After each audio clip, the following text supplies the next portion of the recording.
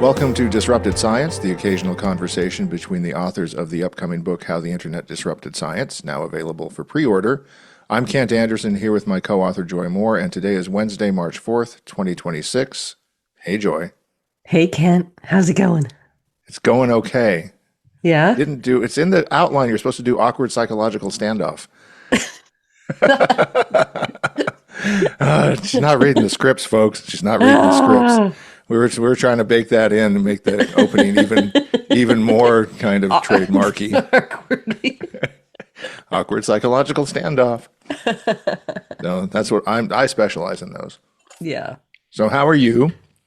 I'm well. I'm well. I've had a busy morning. Mm, And but I can't complain. The weather is getting better. hmm I got a bunch of plants I need to plant, so that's what I'm gonna do later today. I had a crazy thing happen this morning that was kind of cool. So we had freezing rain last night. Hmm. Hopefully this is kind of the transition out of full-on winter up here. And so we had freezing rain, and we have a whole bunch of big, huge, tall pine trees around our house, and some birches and all that. So the birches were all bent over by ice, reams on them, and rimmed with ice. And then all the pine trees, all the needles are sparkling in this as the sun rises, right, in the Hmm. ice. And then it starts to melt. And it's like this whole rainstorm is going on out in our yard because the pine trees are just raining. And I took a video of it, and it was just super loud rain coming out of the pine trees. It was crazy. So Wow, but it was just melting ice. melting ice. There were no. Yeah, Oh, that's really cool. it was very cool, actually. Nature is cool. Nature is And cool. yeah, Yeah. we've had a beautiful full moon every morning and Hmm. every night. I mean, it's amazing. Again, I always reflect on the I always remember that the face of the moon, if it doesn't have light on it, is the color of a cast iron skillet. So for it to be that bright, Ah. I mean, it's no wonder the astronauts were like, "Yikes, we need to put our shields down and everything." But it's also just amazing how bright when you have snow on the ground and you've got a full moon, it's like you can get Christmas feelings, and different lines of Christmas carols come to spring to mind and all this stuff, but it's so bright. I mean, you really can, Hmm. you know, function. Yeah.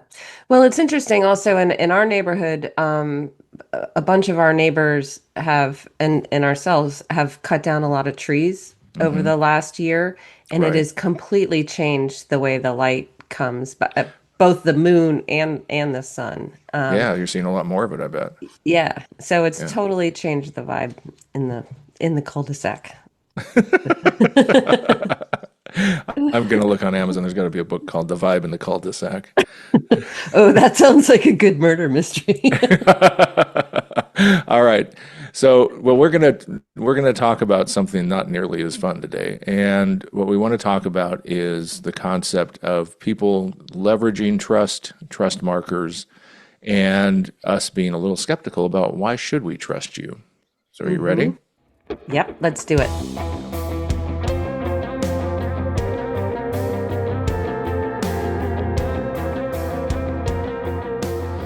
All right, so let's talk about why should we trust you? And this kind of came up in between the lines of a few things this week. One was the Bhattacharya interview with the podcast that has that almost that very name. Why should I Hmm. trust you, right? Yeah. And it was an interview that was not perfect journalistically, but it was very, very revealing nonetheless, because I think Podcast Jay has been on friendly ground Hmm. most of the time. And this was ground where he was not treated with kid gloves, and he Right. did not fare well. So, Yeah, and I actually listened to it again this morning, just in prep for this because the first time around, I thought the interviewers kind of met him where he was on hmm a lot of the questions, which right. um helped him to go further down into the details and to regurgitate a lot of the same rhetoric, rather than zooming out to the big picture of you are ruining, you know, research and public health in Right, America. right. Or you could, the things that you were doing have longer term effects. So he brought them down into the weeds. But when I listened to it again this morning, I realized that they met him there. Hmm. And they really poked on a bunch of things. And he did not come out as being somebody who you would want to put your trust in.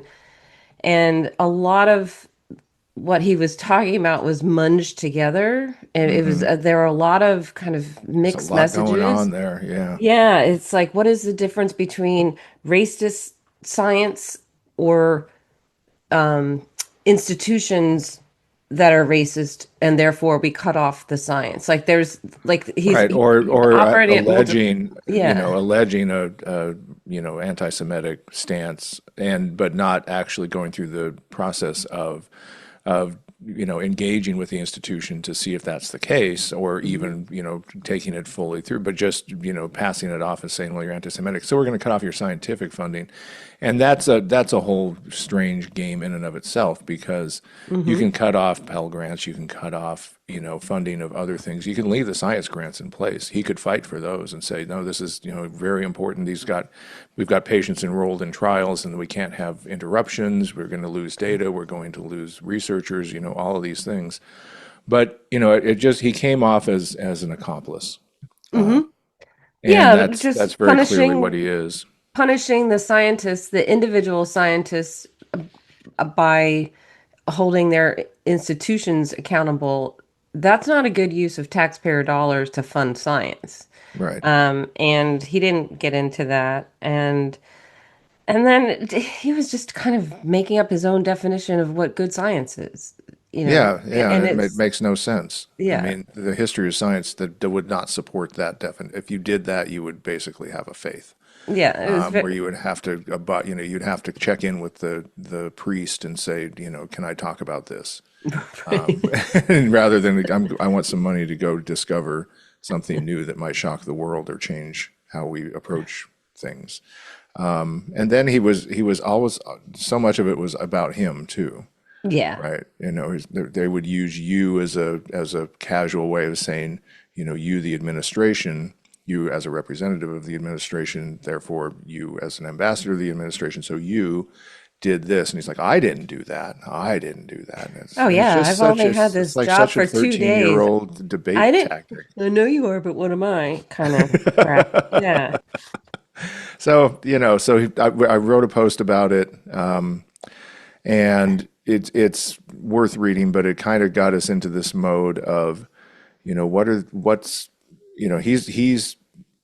trying to leverage. He's been doing this for a long time, leveraging his MD, PhD. So we're supposed to trust him, leveraging HHS, leveraging NIH, leveraging CDC, all these things where the trust is breaking down so much that the AAP, American Academy of Pediatrics, and 12 other medical subspecialty societies have said, no, we don't trust them anymore.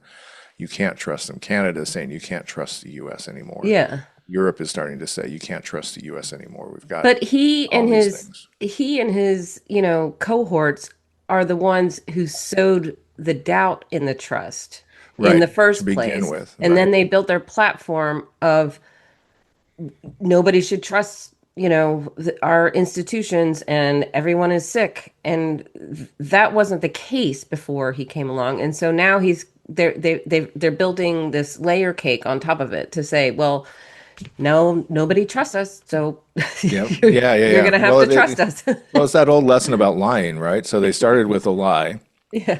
and now they're having to lie again and again and again and again, and now they're having to sneak in some truth, because I just saw Bhattacharya said, oh, everybody should get their measles vaccines, because now that they've got the consequences of measles outbreaks and all this stuff. So yeah, they're bad news. But then we also had an announcement from Wiley about a Hmm. new partnership with Open Evidence, and we've been poking at Open Evidence, and I wouldn't trust it myself.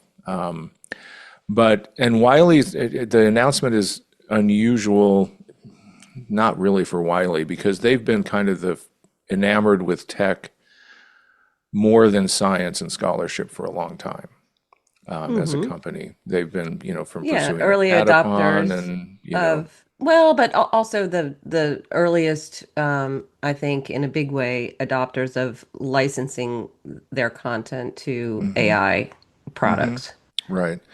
But I mean, they've been a fast follower. They bought Hindawi, right? They invested in Hmm. that. They got burned with that. They bought Adapon, So they every time there seems to be a something new to do, they don't. It's like they don't trust their core business, right? Hmm. They want to do. They want to be something else, right? They have an identity crisis, and so they're trying now. They're trying on AI and to see if that is more comfortable for them at this point. Hmm. And they haven't said anything about. They're the only large U.S. publisher in the big picture of the big commercial companies. They're the only one. They've been completely silent about the Maha movement and the U.S. government cutting science funding.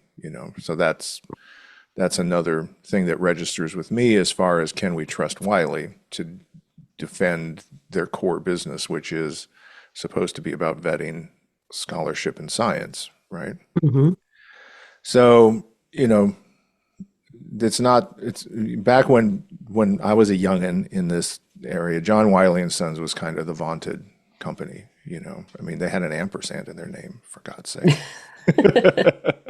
He had sons, but it's now it's just Wiley, and I think this announcement is just more of the same, where they're just uncomfortable with the space that I would say, should occupy, and they're trying on new guys for the company. Yeah. So the announcement is that they are joining up with Open Evidence, Right. and they are licensing content into that platform alongside with JAMA and Nijam and others who have hmm become, to be sure, Open Evidence scrapes everything that they can get, but they Right. do have some identified sponsor partners, Right. Branded partners. branded partners. And so they Um, put the Cochrane collaboration. Yeah, so that was the gist of the announcement. Is now Open Evidence is going to have Cochrane content, and so hmm therefore it's going to be better evidence, and that is patently ridiculous, um, because Cochrane a Cochrane content is available for anybody who wants to get it, and you have to be qualified in order to know how to read it. hmm It is not purpose built for making recommendations for individual patients at the point of care.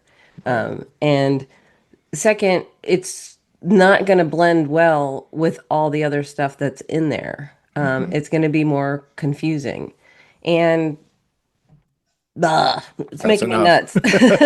Yeah. Well, but this is the game, right? So the one of the people from Wiley said that, open evidence was built on a principle their founders call gold in, gold out. And that's been one of the big things that NEJM has said, and I think JAM has said it too, was that, with the best evidence, Hmm. open evidence will be better than anything else. And that's given how LLMs work, and also how, like you said, open evidence is scraping everything Hmm. willy-nilly. I mean, there's so much MDPI and frontiers and you name it in there that, any gold is being completely washed out.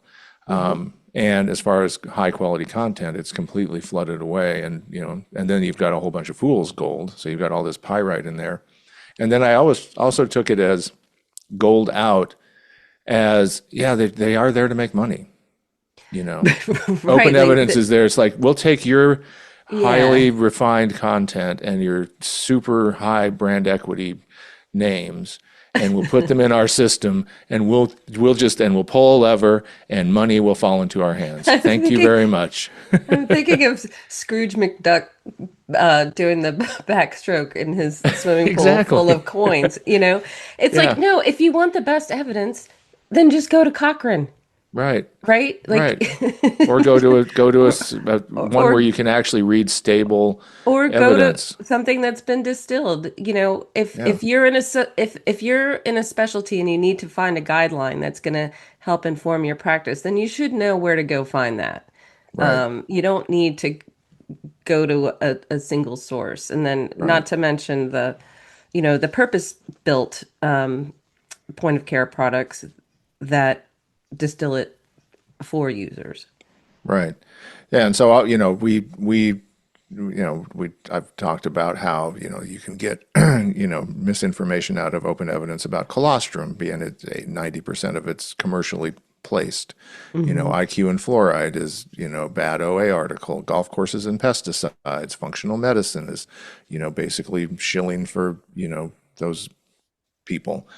And, so there are all these things going on. And then there's also a recent preprint that talked about how a group did, and it's an archive preprint, and it's computer science, so I'm comfortable talking about it. Hmm. It's not biomedicine, but they talk about unmodified LLM behavior, suppressed discovery, and inflated confidence, comparably to explicitly sycophantic prompting.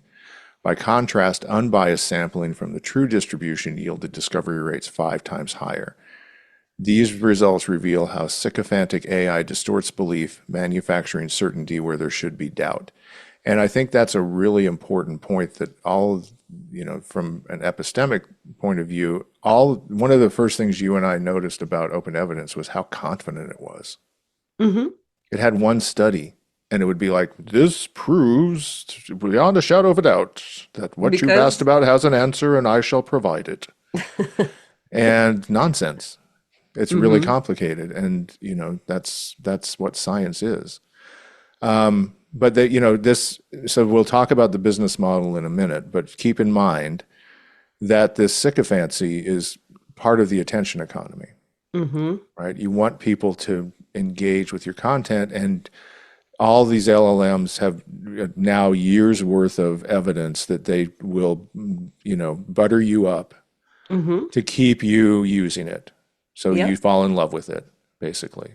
Yep. It's the computer says yes. And I That's asked you right. the other day if you were familiar with Little Britain's Carol, who says computer says no. And some of you out there might know of that. That was from a long time ago, but it has switched. It used to be that the computers were kind of gatekeepers, and whatever data was in there was whatever you could deal with. And now it's totally flipped. Is they're like, come on, yes, and Right. you Right. It's got this. improv. Yeah, you Improv got and this. sycophancy. So one of the things that the about sycophancy is, so there's hallucinations, which the whole thing's a hallucination, but those are falsehoods. Hmm. Sycophancy is a bias in the selection of the data people see. When AI systems are trained to be helpful, they may inadvertently prioritize data that validates the user's narrative over data that gets them closer to the truth. And Gary Marcus boiled it down and said, want to feel good about yourself? Use a chatbot. Want to find Right. truth? Go elsewhere. And there are all these things, like you have model drift, you have mistakes, you have unreliability. In the post that goes with this, I'll have some examples of how I asked Open Evidence the same question on 2 different browsers, and it gave me uh, answers that were different enough that it definitely was not the same paragraph out of a textbook, right? Wow. So that means if there were,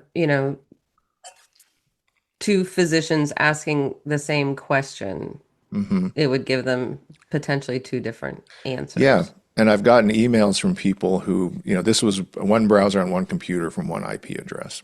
I've Uh-huh. gotten emails from people who are on different networks, and who knows what kind of computer they're using or browser.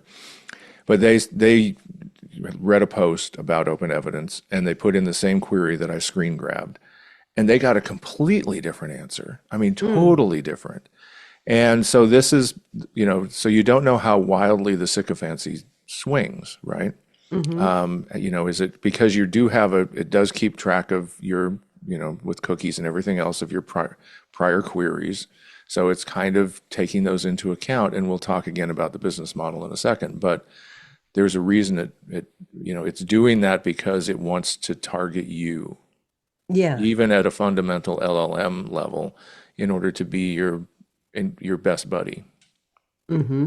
And that's a problem because I don't think, any, I just don't, I think that's gross and weird and it creeps me out. Well, It's like, why are you telling me the truth? Or are you telling me what I want to hear? well, that's just wrong. When you're talking about medical information, there's no Right, room for that, you know. I mean, I right. guess it worked, like we talked about last week with Bob and Tom, who decided to endorse open evidence because they thought it was smarter than they were. Um, but no, that's so alarming. Hmm. And like you said, we'll get into the business model and why it's alarming, but it's not surprising because it makes total sense. Yes. And then one last thing you and I came across this morning, thanks to Retraction Watch, which so I've written about, can LLMs retract articles? And even more fundamentally, can they register a correction properly? Because the way we often present corrections is for humans. It's like there's been a correction to this article, and you can find the correction here. And then we'll say table 4, column 3, the data in this is actually this and not this. Hmm. And an LLM, if they can process all of that into a correction, good for it, but I need evidence that it can do that because it's kind of hard to do. But there's 123 corrections were issued to a journal called Pediatrics and Child Health. It's a Canadian pediatrics journal, which had published a mix of fictional and real clinical vignettes for more than 20 years. And one of them was used by a fraudster who had put something into the Lancet about opioids being transferred to a baby through breast milk. Hmm. And all the evidence seems to point to the fact that the baby was probably poisoned by a crushed up pill in a little bit of breast milk that the baby ate directly, and it just gave him all this stuff. But the pediatrician at the heart of this seems to have been, yeah, there's a whole sordid story, and there'll be a link in the post about this to a great New Yorker article that just came out recently last month about it. Hmm. But if so here there's this huge list of corrections. They all point to all these things. Some of the vignettes were based on true stories. Some were like this one, maybe covering up a murder. And both Open Evidence and ChatGPT still today, even though it's a month after this exposure and since the retractions and all these other things have gone on, and all this discussion and letters and all this stuff, both of them are using this fictional case to explain how infants can die from opioids received via breast milk, even though it's physiologically implausible and it's based Hmm. on a fictional account. So this is just, these things happen once in a while. And Richard Horton was quoted in the New Yorker piece as saying, much of the scientific literature, perhaps half, may simply be untrue. And I Hmm. think, in a normal Horton way, he's a little bit too absolute about it. But but conceptually, directionally, he's right. A Hmm. lot of it is preliminary Yeah. or initial or yet won't bear out. Hmm. And so to base a system like this on the latest articles, and they do highlight in open evidence, this is new. And it's like, Right. ooh, That's careful with not that one. good. That's worse. Yeah. And that is also echoed in the interview with Jay Bhattacharya, where he has a bias towards new researchers and new ideas, and he Hmm. only wants to fund new things. He doesn't want to keep throwing money at something that people have been studying for like 7, 8 whole years, you know? Yeah, no kidding. He's such a jerk. So yeah, but that's also part of him flipping the pond on established science, right? I mean, there's an Right. agenda to that, right? But these two things go together. The Hmm. bias towards new, cutting edge, the latest and greatest, is anathema to how evidence-based medicine actually comes into the workflow, into the common practice of clinicians. Yep. And so, yeah, open evidence prioritizing this is new and great. That's That's not good. Well, but I think, well, so let's pivot into their business model because I Hmm. think it plays into their business model, Hmm. which is targeted, user targeted ads, Yeah. right? And so they are, not up to date, Dynamed, Clinical Key, other services like this, EHRs, institutions are paying to put those in front of their healthcare workers, their physicians, their Hmm. nurses, their, whoever, paramedics. And they, because of that, they're paid for. They don't run ads.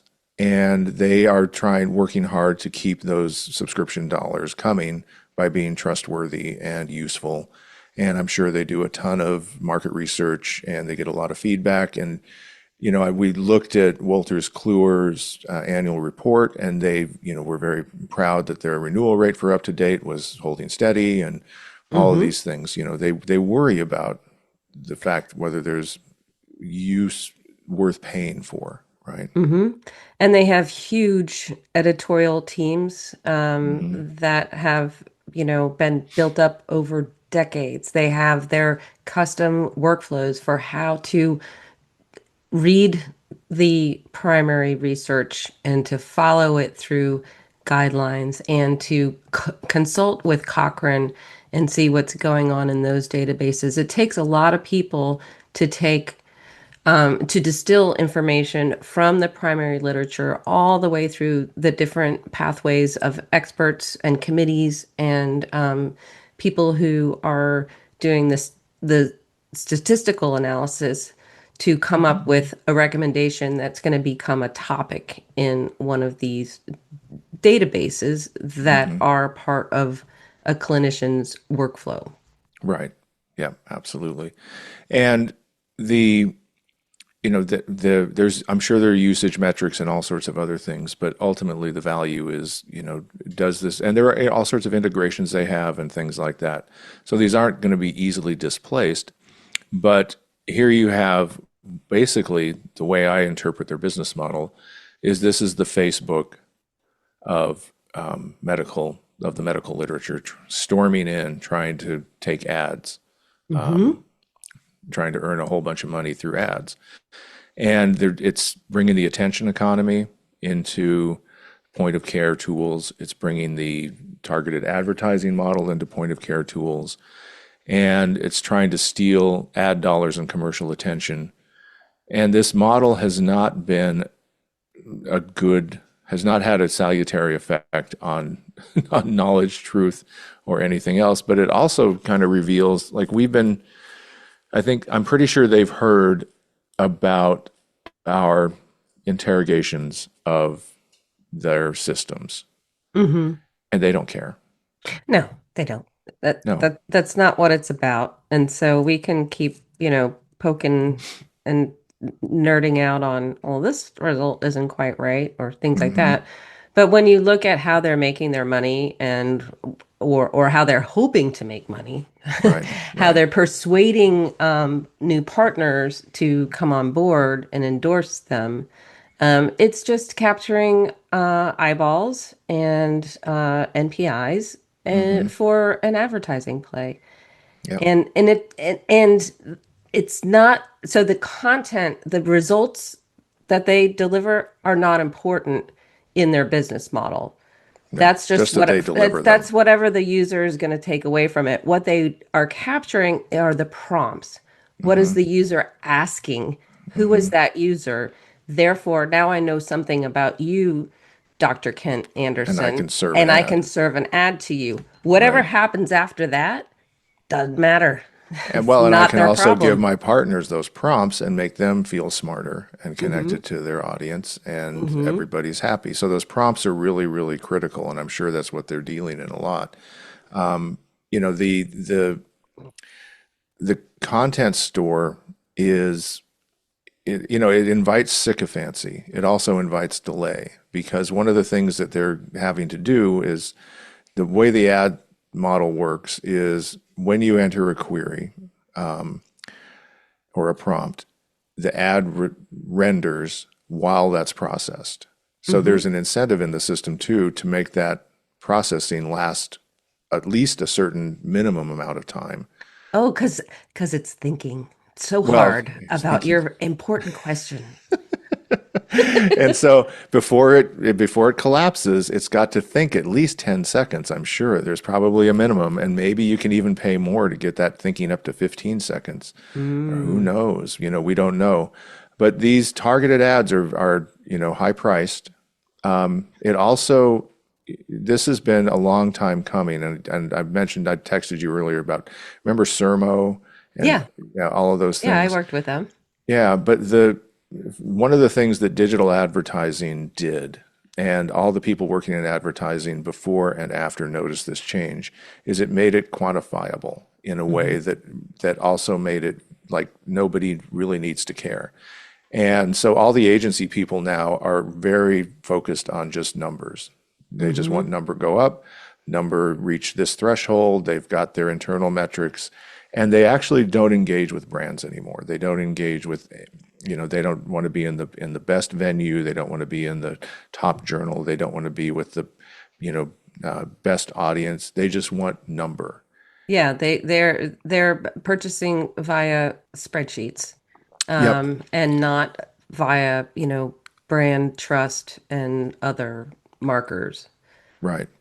But Or open even evidence. even the qualified audience, right? That whole Right. concept has kind of gone away. It's like if especially if you're collecting NPIs, then you're qualified, right? Well, yeah, because the data now is so rich behind the scenes that you don't need Hmm. to have a journal qualifying your audience. You can just buy that list, and you get all Hmm. sorts of variables about that person, and privacy is gone. But what's interesting is these brands, NEJM, JAMA, and their ad businesses are slowly eroding and collapsing, and they're getting in bed with open evidence. And it just reminds me, so it's the Facebook of medical information, right? And it Hmm. reminds me of when all of these news organizations were like, well, Facebook will help us be Yeah. even, more prominent, and or it's the only thing we see, we have to do it. There's just no choice. They've got a gun to our head, whatever it is, Hmm. right? And this feels like, that this is history repeating itself, right? These open evidence wants to come in, steal their lunch money, get their clothes dirty, Yeah. and move on and go bully somebody else into coughing up their brand equity. Hmm. So and audience, Yeah. and that's kind of sad to see that everybody's playing along. It's like you could have said no. Well, yeah. You could have said, no, we're not going to let you crawl our content, and you're going to have to make your way some other, But the top brands are now just like, yeah, come steal our lunch money, Hmm. come, scuff us up, Yeah. make us look Well, bad. That's fine. I'm sure they're stealing their lunch money and promising them, dividends on the back end someday. Ha That's ha. right. And Good we'll luck. take you out. Yeah, we'll be And then we'll best take you out friends to after dinner. this. We'll Right. be, this is how I make friends. First, I beat you up and steal your lunch money, and then, I'll like you later. Yeah. Yeah. I'll leave you alone for a week. But so they're stealing ad dollars, they're stealing commercial attention. You you have a system that has incentives in it to further develop sycophancy, to throw anything at not really care about the quality of the information, and it's just the OG bad internet business model come to medical information. The other thing that struck me is they probably can't care that much about the content because someday Section 230 is going to come into this whole mix, right? Yeah, because then they're going to be like, it's not our content. That's right. We just have an AI, and the AI does this, and it's Yeah. it's like no accountability. There's no accountability. Yeah. Yep. So we're not fans, but Still watch not out. fans. We keep looking and it's getting worse. That's all I have Yeah, to say. yeah. Well, I mean, it's just how can you let something like this come into science? I just don't understand the infatuation with technology. But a lot of the people we've talked to have been like, these people don't understand technology who are making the deals. They think it's still cool. And this gets back to the Bob Wachter thing and Tom Hmm. Frieden and all that. They still think it's cool. They're dinosaurs who, Hmm. are still roaring about the late 90s, and computers are great. And it's like, no, you haven't seen what they've done to science and society. The people who are decimating the US science are creatures of the internet, and now they're bringing AI tools to desktops that Hmm. doctors near and dear to you might be using, and a business model that is known to corrupt information sources. So, Yeah, and it goes back to one of the things we talked about last week, how, the introduction of digital tools was to support science, and now scientific content is supporting the digital platforms. And mhm. in the last week, seeing, Wiley and the Concord content joining Open Evidence, and learning more about Open Evidence's business model is just further reinforcing that this content is not there to provide answers; it's to provide information for them to monetize. Yep, gold in, gold out. Just not the way you thought it It's not the was. same thing on either. You just No, it's interpret that as you bifurcated, will. right? Yeah, Yeah. the gold in and Best content in, and we're going to take our money and run. Yeah. right. All right. So, well, let's go on to discoveries of the week All and right. wrap up there. Sounds good.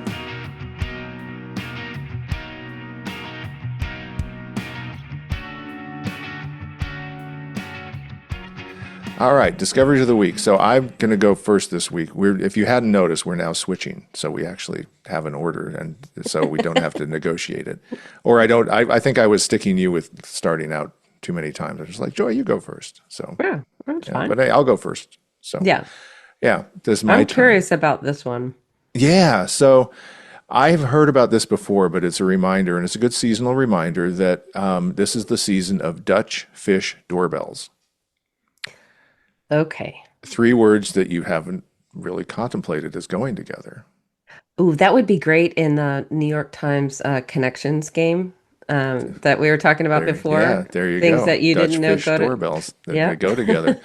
So what this is so they have in the Netherlands, they have all these locks and canals and everything. In the winter, they close them down because there aren't that many ships or boats traversing them, and so they and to keep with the rough seas and all this stuff, they close them down. But as spring approaches, the fish start to want to go and spawn, Hmm. and they didn't know, and it's really takes somebody to actually go and turn a big crank wheel to open the gates. They're actually gatekeepers, and they didn't know when to do that, so they installed all these little cameras by the gates and made them internet enabled so that people can watch. And if there are a bunch of little fish coming in to by a gate, they ring the users can go like ring ring ring ring the doorbell, and the appropriate gatekeeper goes, oh, I got to go open the gates for the fish, and it lets them Oh, through. And it's turned into this big thing. And I looked at it earlier today, and it's like the site was so busy with all these that is Dutch so people cool. watching the So fish. the Oh, I thought the fish were ringing the doorbell, but it's the people watching the fish that are ringing Yep, the doorbell. That yep. is so cool. Isn't that great? That's good use of tech for Yeah, science and yeah. and just being Hello, nice. these fish are ready to go. Open the gate. That's right. Give them a stroopwafel and let them go spawn. So anyhow, there'll be a link in the show notes. It's a really nice Scientific American article. But every spring, there's this whole thing of in the Netherlands of everybody ringing the fish doorbells. So there you go. Oh, I wonder, there's this really good comedian that I've seen online, and I think his handle is Double Dutch, Mm. and he impersonates Dutch people, and I don't.